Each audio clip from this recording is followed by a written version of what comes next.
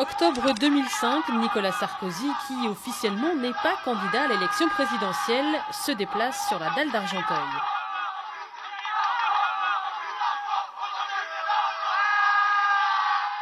Les caméras suivent, le lieu est connu pour être hautement sensible et celui qui est encore ministre de l'Intérieur répond à une habitante qui restera hors caméra.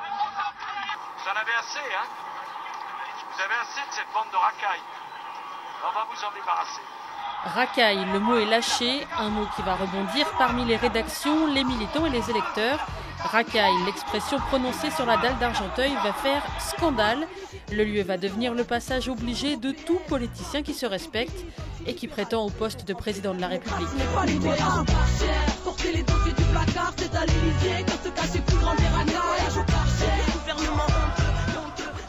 La dalle d'Argenteuil, un surnom pas très engageant. Le vrai nom de cet endroit bétonné, l'esplanade de l'Europe. Mais pour tout le monde, c'est la dalle d'Argenteuil, au cœur de la ZUP du Val d'Argent. Il faut revenir 40 ans en arrière pour comprendre cette appellation. À l'origine, l'aménagement est très moderne. La dalle fait la fierté de sa ville et déjà, les médias se passionnent pour sa construction. Les architectes du monde entier viennent visiter les bâtiments et chacun s'accorde à louer la modernité et le côté pratique de cet aménagement. Ici, il y a même l'eau courante et une salle de bain, un luxe pour l'époque. Mais les années 70 arrivent, le chômage galope. Témoin de cette époque, Halima Boumedienne-Thierry, sénatrice verte de Paris. Elle se souvient des bidonvilles à cet endroit. Je suis née donc dans ces bidonvilles qui étaient là juste derrière. Et puis après, ils ont rasé les bidonvilles, dont certains avaient pris feu et ils ont construit. Et à cette époque, c'était beau pour nous. Hein. On sortait des bidonvilles et on arrivait dans un endroit où il y avait de l'eau courante, de l'électricité. Enfin, c'était quand même quelque chose d'assez miraculeux presque. Quelques années plus tard, celle que l'on nomme la dalle est de nouveau à l'honneur dans la presse. Mais cette fois, il s'agit du pillage du magasin Leclerc. Scène désolante, l'endroit est saccagé.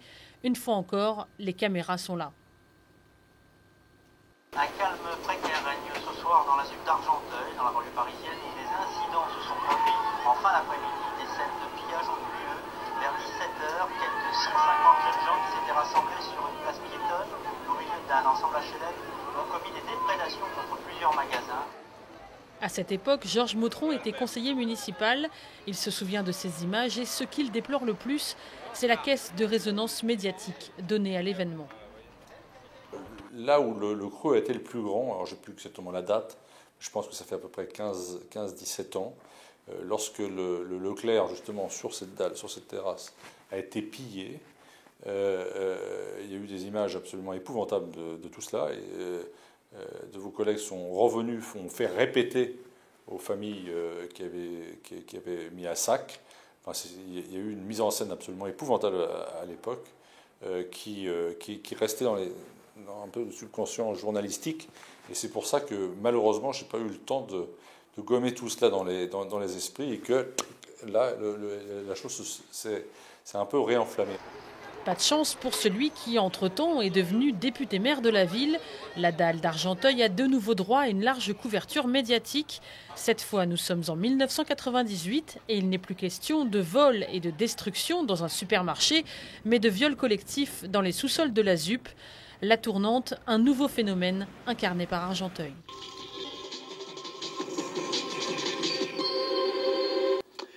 Ils seront jugés à partir de demain. Une vingtaine d'adolescents qui ont fait subir pendant plus d'un an un véritable calvaire à la jeune Samia, 15 ans, esclave sexuelle d'une bande de jeunes d'Argenteuil.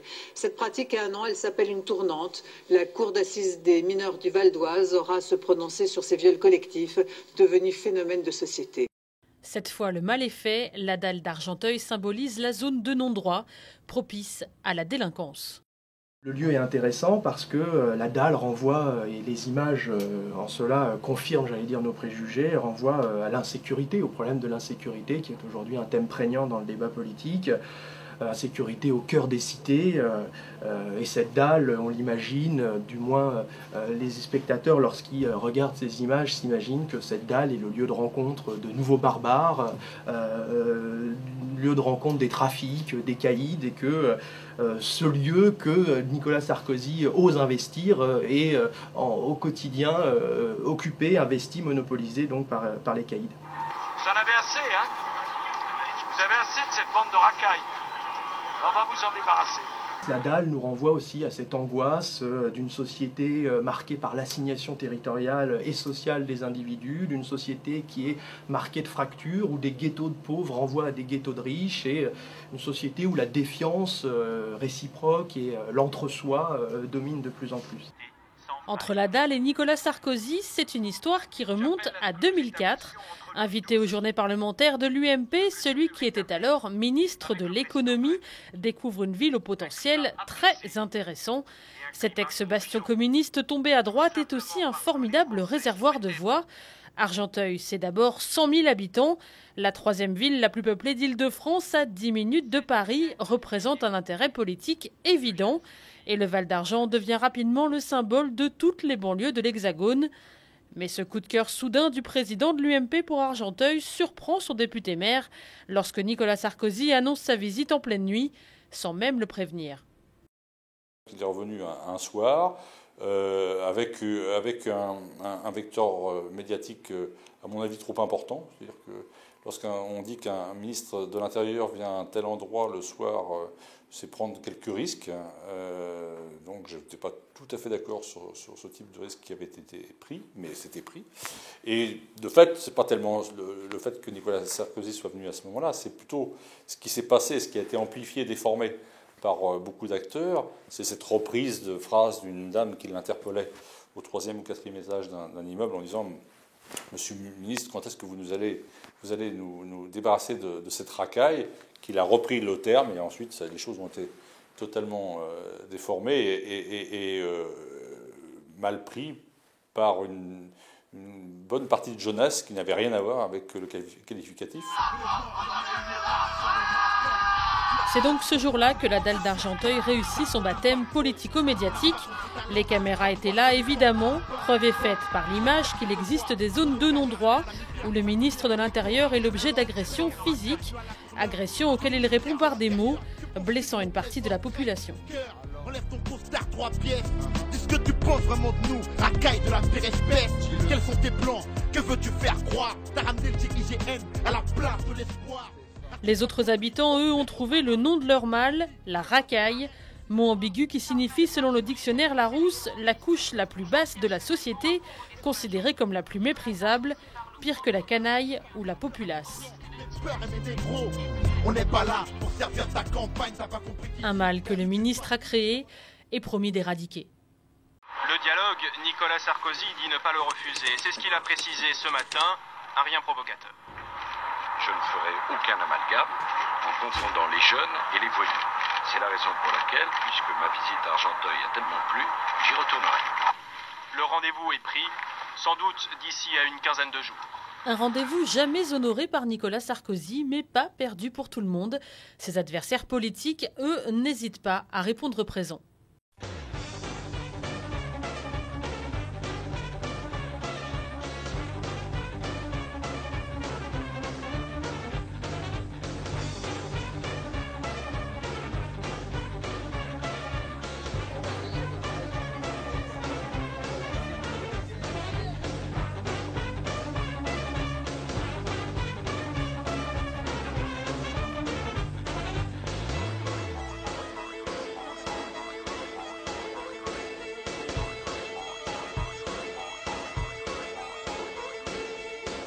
Sur la dalle, ils sont venus, ils sont tous là. Leur but, défier Nicolas Sarkozy et récupérer des électeurs avec des déclarations truffées de bons sentiments. Je ne suis pas venue sur la dalle, je suis venue dans un quartier et je suis venue défendre les femmes qui se battent pour que la maternelle ne soit pas fermée. C'est ça l'origine de la visite ici et soutenir aussi la CNL qui se bat pour ses tours.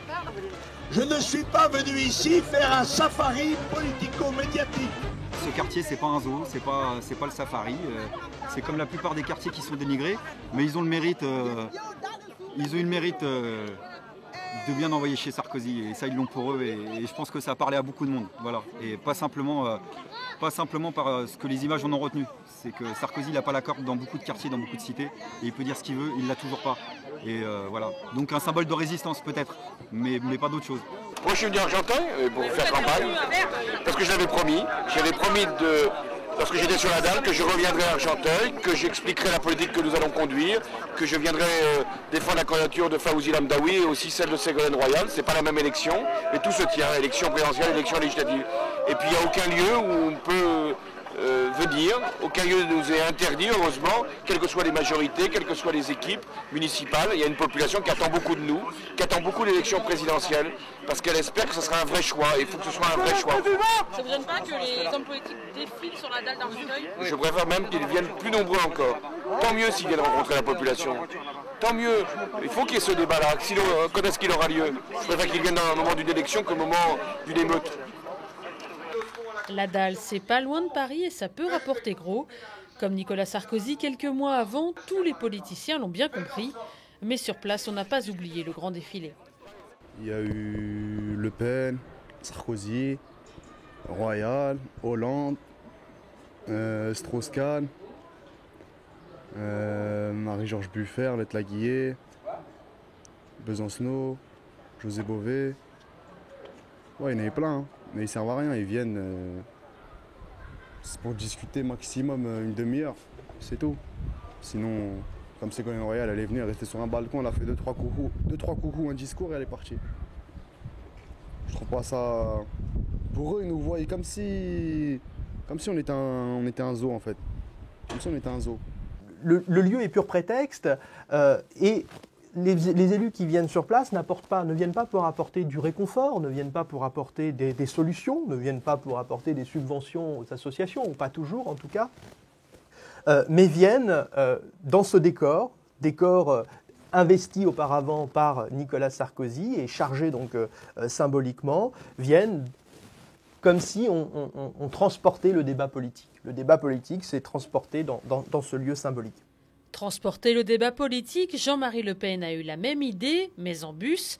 Le président du Front National, tour opérateur, convoque les journalistes pour une grande promenade. Destination mystère et surprise, le voyage s'achève sur la dalle d'Argenteuil, effet médiatique garanti. Et certains journalistes ne sont toujours pas revenus de cette excursion de groupe.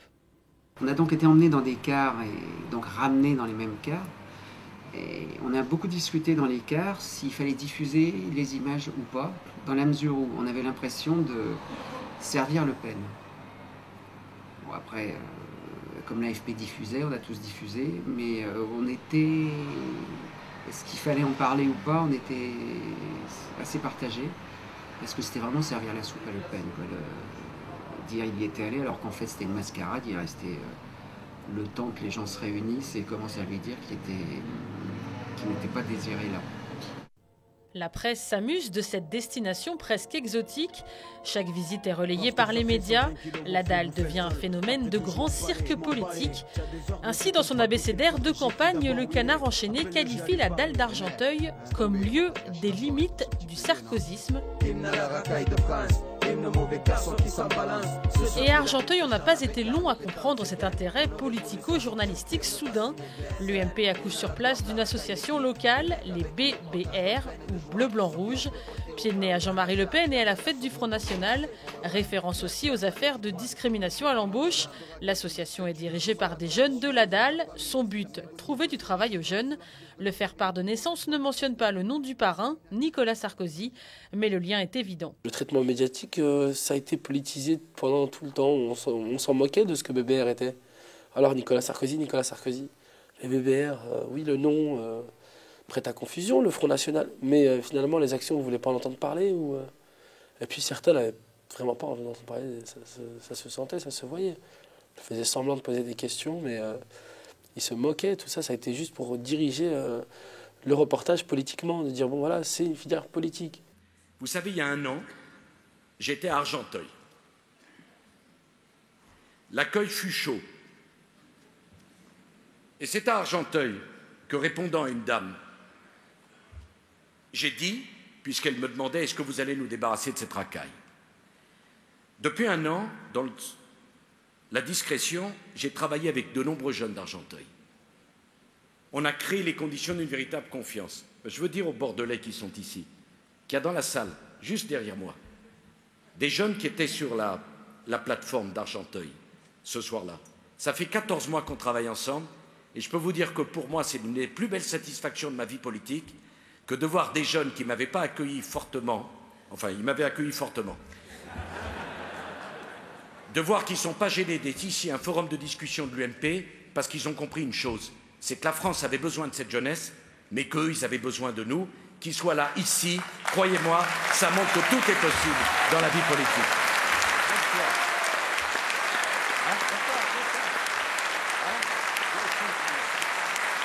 Bien.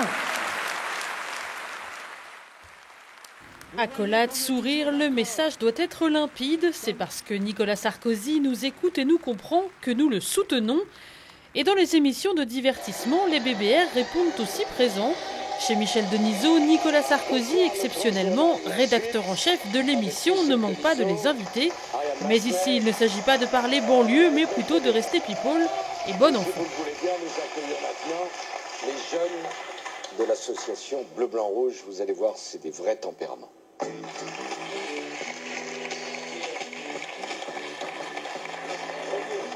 Spectacle politico-médiatique, phénomène de foire ou de curiosité. Aujourd'hui, que reste-t-il de toute cette effervescence autour de la dalle d'Argenteuil ? Un programme de toilettage et de démolition des bâtiments est engagé au Val d'Argent. Le béton sera bientôt rasé, relégué dans la mémoire des habitants. L'agitation politico-médiatique n'aura duré que quelques mois. Les objectifs des caméras ont aujourd'hui déserté l'endroit. Et la mystérieuse dame au balcon qui s'est adressée au ministre de l'Intérieur a disparu du champ journalistique. Impossible de la retrouver, elle refuse désormais de témoigner. Vous en avez assez, hein? Vous avez assez de cette bande de racailles. On va vous en débarrasser. De tous les partis en course à l'Elysée, le PS est celui qui totalise le plus de passages sur la dalle. François Hollande, Manuel Valls ou Ségolène Royal ont tout fait pour y gagner les présidentielles et les législatives. Mais les socialistes ne sont pas parvenus à reprendre le siège de député qui reste à Georges Motron. Celui de président non plus, malgré les bons résultats de Ségolène Royal dans la commune. Le 6 mai 2007, Nicolas Sarkozy a été élu président de la République. À ce jour, il n'est toujours pas revenu sur la dalle. Hymne à la racaille de France, hymne mauvais garçon qui s'en balance. Ceux sur qui la dîne s'acharne avec hargne fait tant de séquelles. On aurait voulu s'en sortir, fuir, ne pas signer de VSL. Hymne à la gloire de la racaille, l'équipe. Les mecs avec qui on partage tant de peine et de joie. Sur qui on peut compter au cas où il y a Haja. Fier derrière son groupe comme les Marseille pour l'OM. 9-9, allez du 3, c'était prédit par nous.